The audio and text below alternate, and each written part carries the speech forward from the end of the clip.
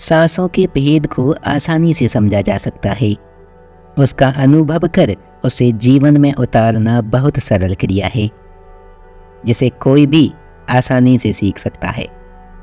सांस लेते और छोड़ते समय हमारी सांसों में एक एक करके 5 तत्व पृथ्वी, जल, वायु, अग्नि और आकाश प्रवाहित होते रहते हैं। कब कौन सा तत्व प्रवाहित हो रहा है, अगर इसकी जानकारी रहे तो किसी भी कार्य को अनुकूल बनाया जा सकता है।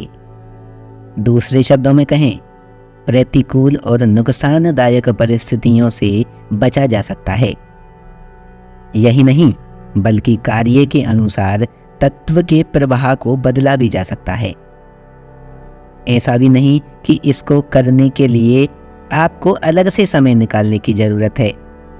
एक बार बेसिक बातें समझने के लिए निश्चित ही थोड़ा समय और अभ्यास चाहिए, लेकिन उसके बाद आप अपनी दिनचर्या के सभी कार्य और यह अभ्यास ठीक उसी तरह एक साथ कर सकते हैं जैसे अभी कोई काम करते हैं और सांस भी लेते हैं। बस फर्क यह होगा कि अभी आप जो काम सांस की गति उसके तत्व को जाने बगैर करते हैं, फिर उसको जानकर करने लगेंगे। अक्सर हम पूरी मेहनत से कोई कर्म करके भी उसके फल से संतुष्ट नहीं होते और किस्मत को दोष देने लगते हैं, जबकि कर्म और उसके फल के बीच उस वक्त सांस में चल रहे तत्व की हमें कोई जानकारी ही नहीं होती। तत्व ही वह शक्ति है जिससे संपूर्ण सृष्टि का निर्माण हुआ है, जिससे हमारा संचालन हो रहा है। तो भला हम तत्व और उसके प्रभाव से कैसे बच सकते हैं? उदाहरण के लिए, यदि आपकी सांस में अग्नि तत्व चल रहा है और उस वक्त आपको किसी पर क्रोध आ जाए, तो आप अपना आपा खो देंगे और ऐसा कुछ कर बैठेंगे जिस पर बाद में आपको ही पछतावा होगा कि उस बात पर उतना क्रोध जरूरी नहीं था। बल्कि यही बात यदि तब होती जब आपकी सांस में जल तत्व चल रहा हो, तो आप क्रोध आने पर भी उसे नियंत्रित कर लेंगे। अगर आपकी सांस में वायु तत्व चल रहा है, तो लाख कोशिश करके भी आपका मन उस विषय पर नहीं टिक सकता जहां आप उसे टिकाना चाहते हैं। आपकी हालत बेबस जैसी हो जाती है। पुस्तक के एक ही पहरे को बार बार पढ़ने पर भी वह आपके पल्ले नहीं पड़ता। ऐसे में आप बोलते हैं कि पढ़ाई में मन ही नहीं लग रहा। इसी तरह हमारे सभी कार्यों में हमारी सांस और उसमें चल रहे तत्व अपना प्रभाव दिखाते रहते हैं। सांसों के तत्व के साथ ही सांस की गति भी जुड़ी होती है। उदाहरण के लिए, क्रोध और सेक्स के समय सांस की गति का तेज होना जरूरी है। सांस तेज हुए बगैर यह क्रियाएं संभव ही नहीं। इसी तरह मन शांत होने के लिए सांस का अत्यंत मध्यम और धीमे चलना निश्चित है। जब भी आपका मन शांत हो तो गौर करें, आपकी सांस बहुत धीमी गति से चल रही होगी। मन की हर अवस्था का सांस की गति से सीधा संबंध होता है। जरा सोचिए, अगर मन शांत होने पर सांस का धीमा हो जाना तय है, तो क्या सांस को धीमा करके मन को शांत नहीं किया जा सकता? आपने लॉ ऑफ अट्रैक्शन यानी आकर्षण के नियम के बारे में तो सुना ही होगा। सृष्टि के इस नियम के बारे में तमाम गुरु बताते रहे हैं, लेकिन इसमें एक खास बात छूट गई। आकर्षण के नियम के अनुसार आप अपने विचारों और कर्मों से अपने जीवन में सकारात्मक और नकारात्मक चीजों को अपनी ओर आकर्षित कर सकते हैं, उन्हें अट्रैक्ट कर सकते हैं। इसका सिद्धांत यह है कि संपूर्ण सृष्टि ऊर्जा से निर्मित है।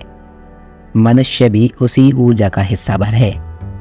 इसलिए जैसी ऊर्जा आप बाहर छोड़ेंगे, वही आपके पास वापस लौटेगी। हम अपने भाव और विचार से ऊर्जा छोड़ते हैं।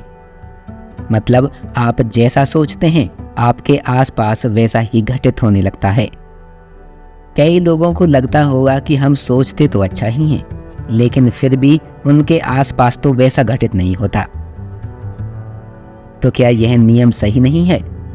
लॉ ऑफ अट्रैक्शन तो बिल्कुल वैसे ही काम करता है जैसा बताया गया है। हमारे आसपास वही घटित होने लगता है जैसे विचार उत्पन्न होते हैं। फिर गड़बड़ कहाँ होती है?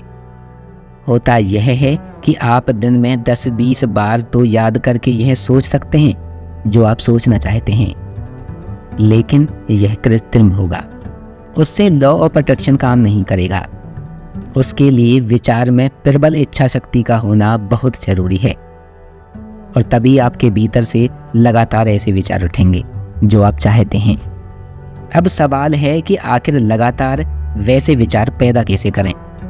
फिर यहीं पर एक मिसिंग लिंक है, वह है आपकी सांसें।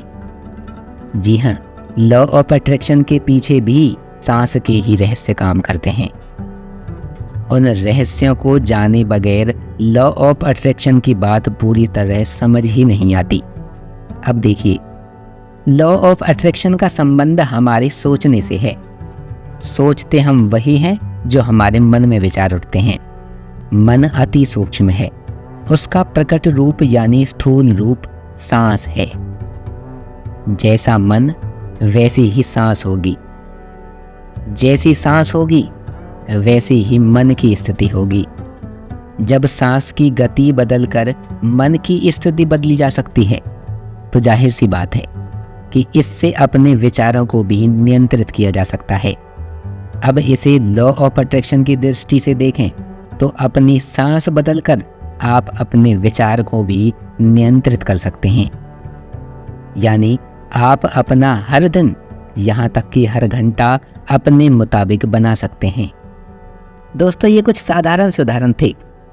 वास्तव में सांसों के भेद तो बहुत व्यापक और गहरे हैं। इन्हें हम विस्तार से समझेंगे और सीखेंगे भी कि कैसे इन सांसों को नियंत्रित करके हम अपने कामों को सिद्ध कर सकते हैं। आज की इस प्रस्तुति में बस इतना ही। हम उम्मीद करते हैं कि वीडियो आपको अच्छी लगी होगी। वीडियो को लाइक और चैनल को सब्सक्राइब जरूर कीजिएगा। मिलते हैं एक और वीडियो के साथ।